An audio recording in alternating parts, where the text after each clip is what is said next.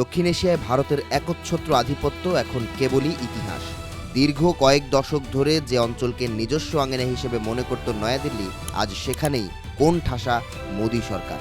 প্রতিবেশীদের সঙ্গে সম্পর্কের সুতো ছিঁড়ে কার্যত এক কৌশলগত পরাজয়ের মুখে দাঁড়িয়ে রয়েছে ভারত। দ্য ডিপ্লোম্যাটের সাম্প্রতিক বিশ্লেষণে উঠে এসেছে এ সম্পর্কিত বেশ কিছু চাঞ্চল্যকর তথ্য। প্রতিবেদনে দাবি করা হয়, ভারতের নেইবারহুড ফার্স্ট বা প্রতিবেশী প্রথম নীতি এখন আস্তাকুড়ে। দিল্লির অতি আক্রমণাত্মক হিন্দুত্ববাদী রাজনীতি ও অখণ্ড ভারতের মতো উস্কানিমূলক প্রচারণাকে প্রতিবেশীরা তাদের সার্বভৌমত্বের জন্য হুমকি হিসেবে দেখছে। নেপাল থেকে মালদ্বীপ, সবখানেই ভারতের বড় ভাই সুলভ খবরদারি এখন তীব্র প্রতিরোধের মুখে। নয়াদিল্লি সম্ভবত বুঝতে ব্যর্থ হয়েছে যে ধমক দিয়ে আর বন্ধুত্ব ধরে রাখা সম্ভব নয়।